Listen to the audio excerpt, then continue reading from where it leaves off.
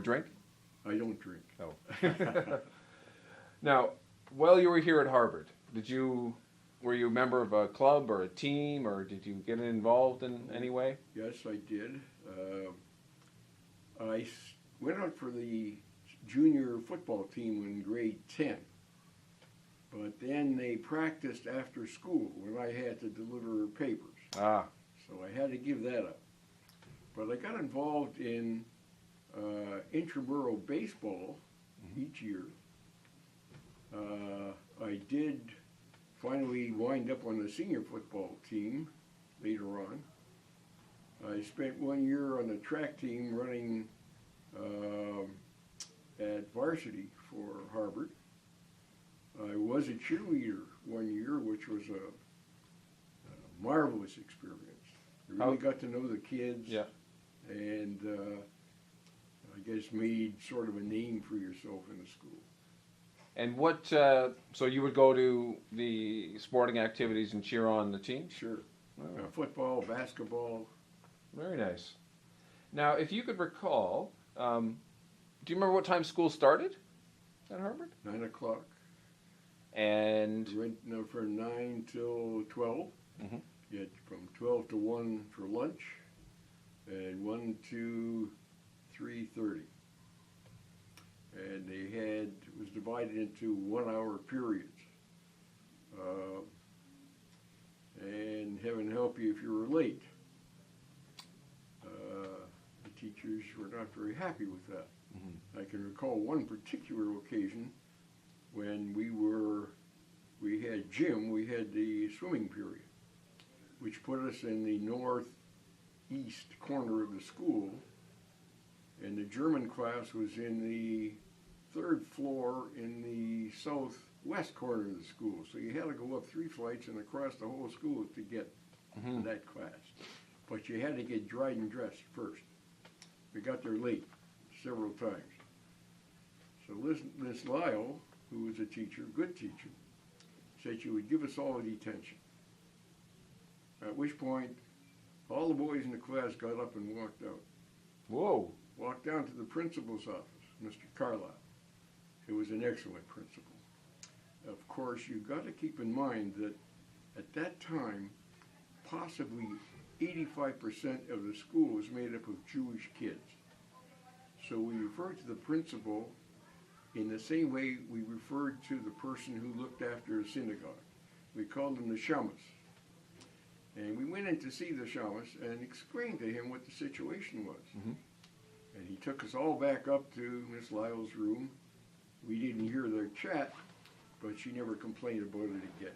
Is that right? Yeah. Well, that was nice to know that Mr. Carlisle was had your back, so to speak. He was a tough cookie, don't kid yourself.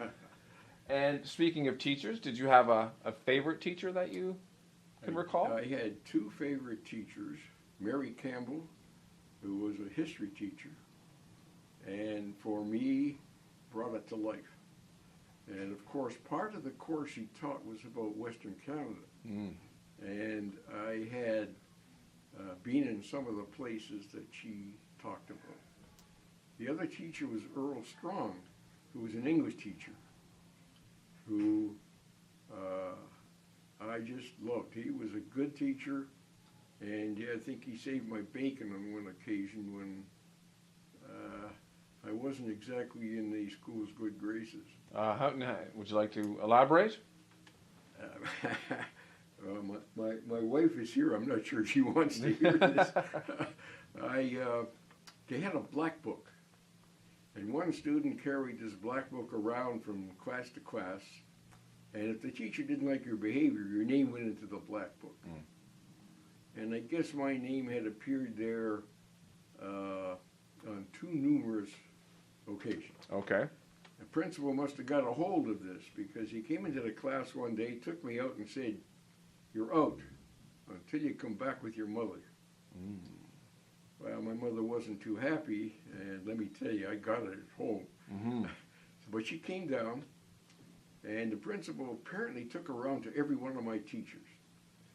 As it turned out, none of the teachers had a good report for me, except Earl Strong, who was my English teacher. and he gave me a glowing report. And it so happened that Carlisle had been an English teacher, and I think that saved my bacon. Ah. I got back into the school. Well, that was good. Now, you had said that your father had wanted you to go to Central Tech, Yes. but you ended up at Harvard. He wanted you to learn a trade, and so what did you end up doing when you left Harvard? Well, I spent an extra year at Harvard to get enough credits to get into university. I went into U of T. First year was honor arts, and I misread the book that they gave you with all the various courses in it. So I just signed up for whatever I liked. And about 6 weeks into the year, I got a letter from the university saying, you can't take all these courses. Mm. I thought it was kind of strange that I couldn't get to lectures on time. So I spent 3 years at U of T and did graduate. And from there, I went to Osgoode Hall Law School. Okay. I graduated in law in 1955. And while you were at Harvard, did you, as you got into grade 11 and 12 and 13, did you have an idea of what you wanted to do? I had an idea, but I don't think it was to be. I had leaned towards literature and writing, and perhaps had an idea that I could write not just poetry, but books and so forth.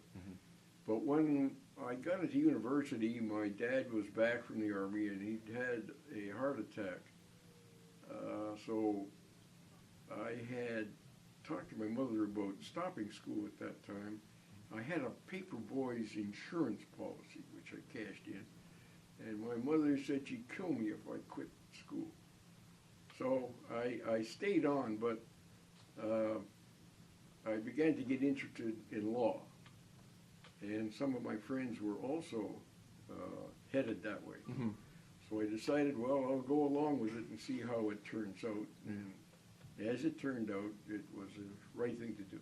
What is a paper boy's insurance policy for those of us that aren't familiar with that? Well, you had, I think it was about $500, and you paid in a few cents a week into one of the insurance companies. I don't recall which one it was. And they insured you, and you just carried that for what good it was. Right. And did you have a favorite subject while you were at Harvard? History, Now, English. I'm just going to ask you about the history, because nowadays a lot of students, they'll learn a little bit about pre-Confederation. In grade school, they'll learn about the beginning of Canada and the years that followed that, and then they stop around the First World War. And then in high school, they do a little bit before the First World War, settlement in the West, and then up to present day. So back in your time, what were students studying as far as Canadian history is concerned? Well, let's start with Radisson and Grousset, and the French coming to this country. How the trades were adapted to what the needs in Europe were.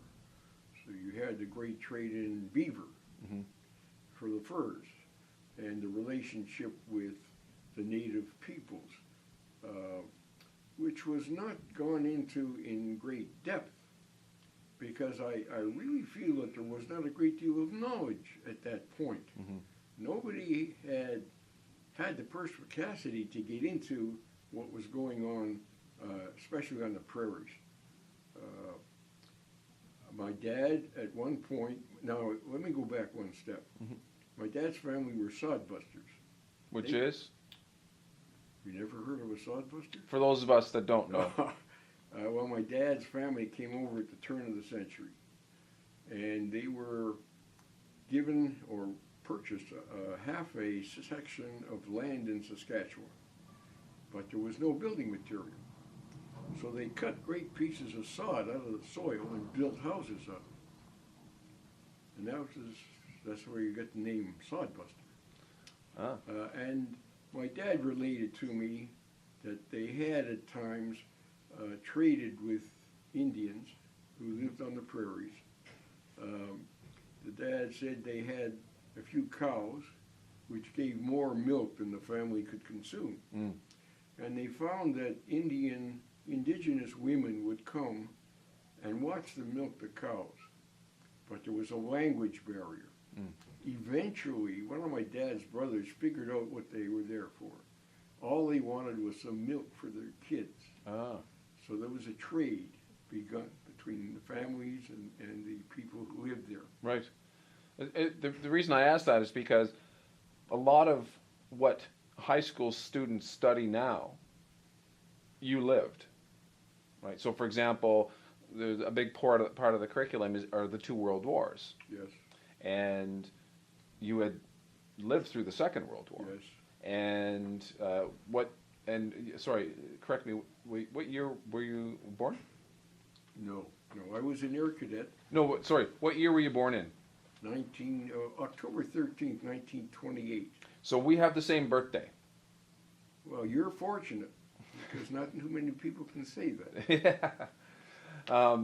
So it's interesting because what you're talking about is something that our students in today, they probably don't study as much because so much is spent on studying the two world wars that have happened. Right. So it's very interesting what you studied. Now, you said you had an excellent English teacher.